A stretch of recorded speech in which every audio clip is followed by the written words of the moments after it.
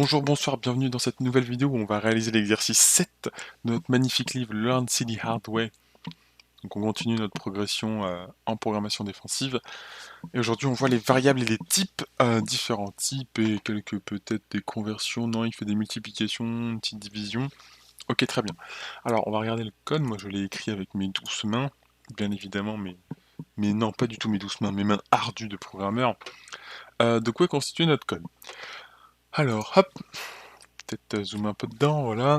Donc on a bien notre include stdio.h pardon, donc pour avoir accès au printf, bibliothèque standard. Ensuite on a la déclaration de notre fonction int_main avec ses deux arguments argc et argv.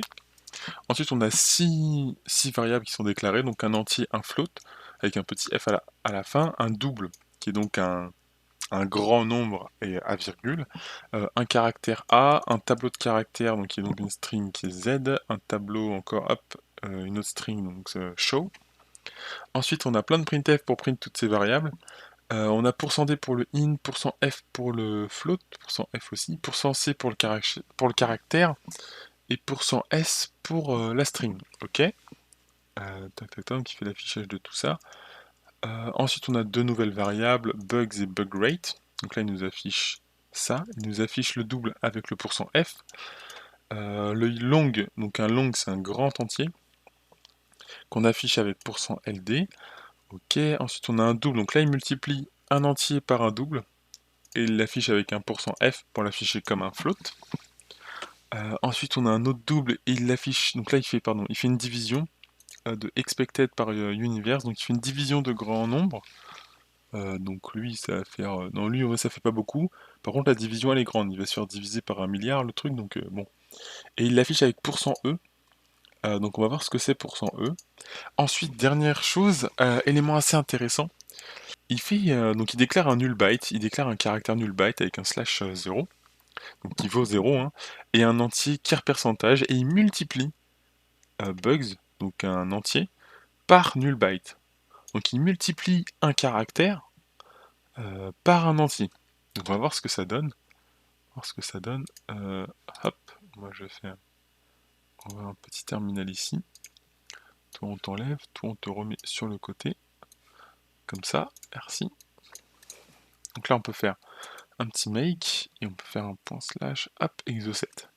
Ok, donc nos variables sont bien affichées, on note que pour les nombres à virgule, on affiche les 6 nombres après la virgule, et pas 2, 3, 4 ou 5.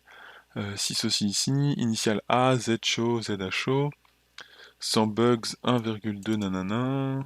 Ici c'est un grand nombre, ok, c'est quoi? C'était 1024 fois 1024 fois 1024, ça fait un peu plus d'1 milliard, c'est ça? Oui. Ensuite, la multiplication de 1.2 fois 100, ouais. Par contre, c'est affiché en tant que float, donc on a les 6 zéros après la virgule. Le %e, en fait, c'est l'écriture scientifique, donc c'est 1,11 fois 10 puissance moins 7. Et par contre, le which means you should care, alors moi j'ai oublié de mettre %% parce qu'il voulait, parce que c'est dans le code, donc vous oubliez tout ce que je viens de faire et on refait. Oups. Hop là, voilà. Which means you should care 0%. Alors pourquoi le 0? On voit ça juste après. Le pourcentage, donc en fait pour afficher un pourcentage, il faut donc faire %%. Ok? Et là le 0 il est assez bizarre parce que on a multiplié un entier par un caractère et ça donne 0. Et en fait la réalité c'est qu'en C, les caractères sont considérés comme des entiers. Donc si vous faites char A, en fait ici, la valeur de A c'est 65 si je me trompe pas. Et donc si je l'affiche, on peut tenter de l'afficher. Hein. Initial, regardez, je vais le compiler, je vais l'afficher, make, là je fais point slash exo A, point slash exo 7, et donc A, il vaut bien 65, d'accord, donc c'est bien un entier, et ça pose pas de problème. Par contre, il se passe quoi si j'essaie d'afficher null byte, avec un %d.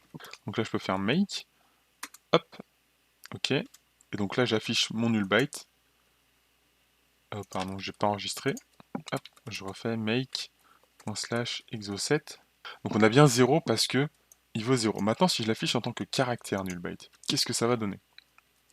Je refais make, je refais exo7. Là, il n'y a plus rien. Pourquoi? Parce que c'est le caractère de fin de string, donc de terminaison de string, qui n'est pas visible sur le terminal. Et maintenant, si je l'affiche en tant que string, avec le %s, donc je fais un make, déjà il nous dit qu'il y a une petite erreur, très bien. Nullbyte, il nous dit que c'est un int, alors que c'est un char. Bon. Et si je l'affiche, il nous dit nul. Carrément, il nous affiche nul. Ok. Ensuite, ce qu'il nous demande dans le livre de faire, tac tac tac, je redescends, donc il explique bien tout, hein. Donc ça, c'est ce que je viens de faire, ok. Il me dit donc de mettre un grand nombre à universe of defect. Ok, on va faire ça. Donc là, on peut peut-être le multiplier par au moins ça. Allez, un autre milliard. Est-ce que là, ça va faire quelque chose ou pas? Est-ce que... Ça tout de suite. Hop. Donc là, ça lui pose pas de problème. Il arrive à atteindre ce nombre. Maintenant, si je rajoute 2 zéros, est-ce qu'il va toujours réussir? Ah, vous voyez, là, c'est mort. Là, notre long int, moins 51 machin. Donc là, c'est le bordel. Donc là, si j'exécute, on a une valeur qui est complètement fausse. Il y a un dépassement de capacité, un overflow. euh, le calcul est faux et c'est un gros problème. Maintenant, ce qu'on peut tenter de faire, c'est faire unsigned long int. Pourquoi unsigned? Unsigned. Parce qu'avant, notre long, il pouvait aller à la fois dans les négatifs et dans les positifs.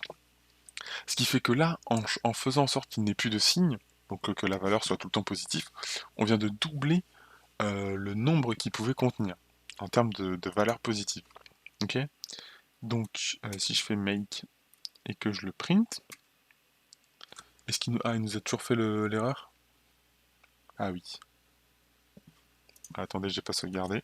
Donc, make, ./exo7. Ah, il nous fait pareil, là, il s'en fout.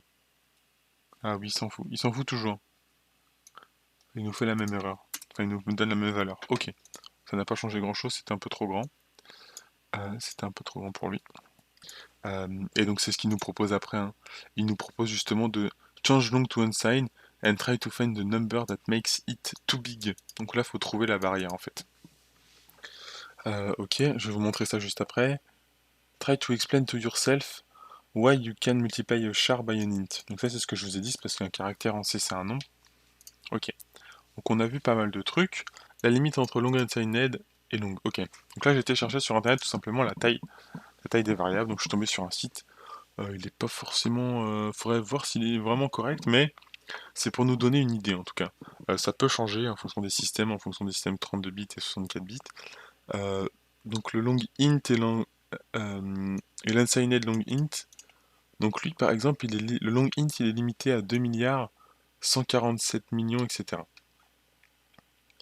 Ok, donc en théorie, tac tac tac, en théorie si je le fais aller plus grand que ça, il ne fonctionnera pas. Le problème c'est qu'en fait mon long ici, et donc là ça commence à prendre la tête. En théorie c'est ça, voilà, ça c'est une ancienne théorie. Sauf que dans les faits, c'est que mon long, il est aussi grand que mon unsigned et que mon double, parce ils sont tous codés sous 8 octets là, actuellement. Regardez, si je fais un printf, je vais vous montrer un printf, donc de %d, %d, %d, et que là on va regarder la size of d'un double, ensuite on va regarder le size of d'un long, ensuite size of d'un unsigned long, ok. Ensuite, ce qu'on peut faire aussi, c'est size of d'un float. Et pour finir, on va faire size of d'un int. Et vous savez quoi? On va me faire size of d'un caractère. Comme ça, on aura tout. Ok, à la fin, je mets bien le point virgule. Hop. Donc là, je vais clear un petit peu. On fait notre make. Ouais, il veut 1%. Attends, 1, 2, 3, 4, 5, 6. Oui, alors peut-être que 1, 2, 3, 4, 5, 6. Ouais, tous les size off. Ok, ok, make. On a toujours plein de warnings. Point slash exo7. Donc là, ça nous affiche quoi? Ça nous affiche 888 441.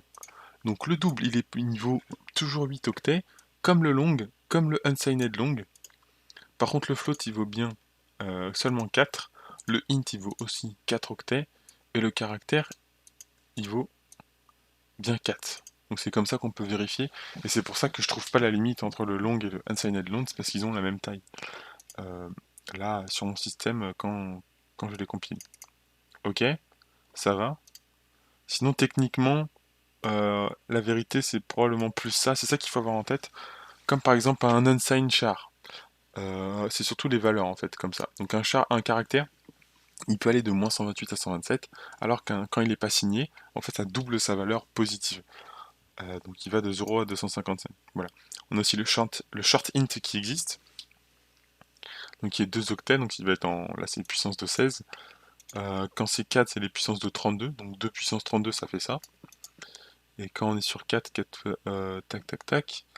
Ouais, ouais. Et quand on est sur 8, donc c'est les puissances, donc c'est 64, donc c'est 2 puissance 64, et ça fait beaucoup. Voilà, c'est tout pour cet épisode, j'espère que ça vous aura plu. Et nous, on se retrouve une prochaine fois pour poursuivre, et on va poursuivre en faisant les if et les else.